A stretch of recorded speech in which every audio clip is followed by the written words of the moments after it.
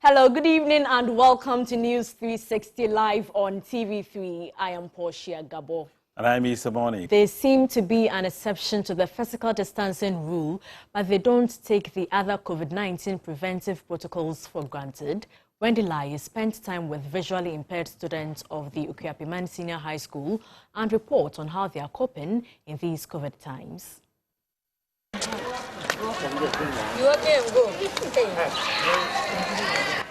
Walking in pairs is a norm on campus for blind and partially blind students of the Okuapeman school.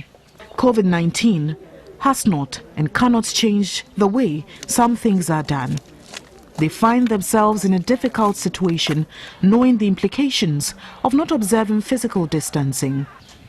In moving around the campus, some are assisted by sighted classmates. Others have to depend on themselves. These students are heading to their resource center. Although not spaced out, each take their turn to wash their hands and apply hand sanitizers. Some people are very acquainted with the environment, and some too, they don't know the environment, so we have to help ourselves. I was told why they had to smear the hand sanitizers around their arms.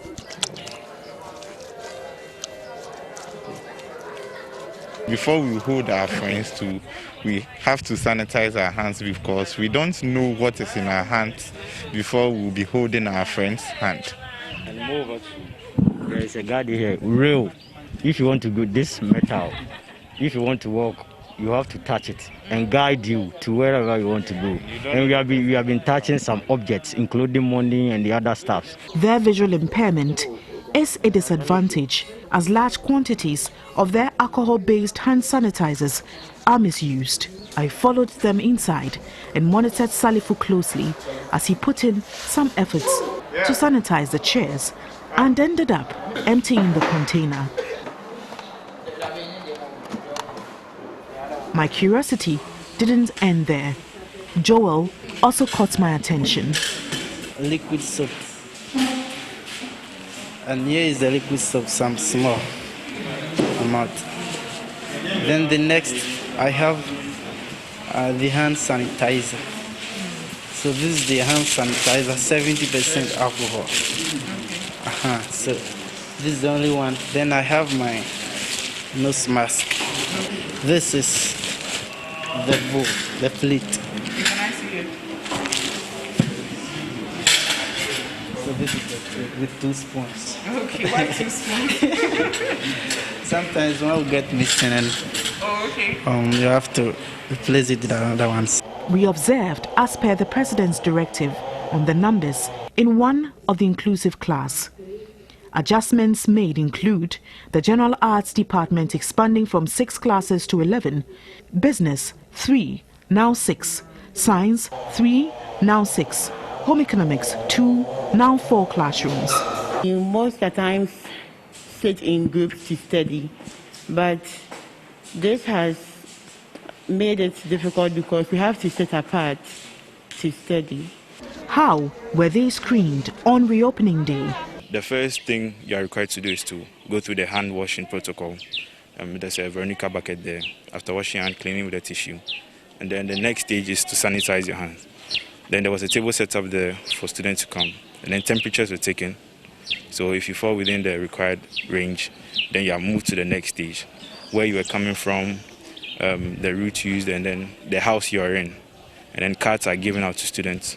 There is an infirmary and an isolation center being prepared for emergencies. There are some challenges as well. The terrain, as you might have seen, is not that friendly.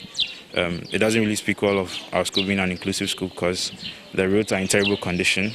I'd like our road to be fixed and the school to be more disability friendly. Yes, there should be rails, slopes, the number of stairs should be reduced, gutters and drains should be covered. Yes, and the road should be leveled or fixed. The school has 81 visually impaired students. 47 have laptops to aid their learning, but 34 do not and need help. Michael is one of them. I need someone who can help in a favor to get me this laptop that I can replay everything I learn in class, and sometimes I'll store the books in the dictionary. He only uses his braille. Despite his challenge, he loves music and has a mouth organ.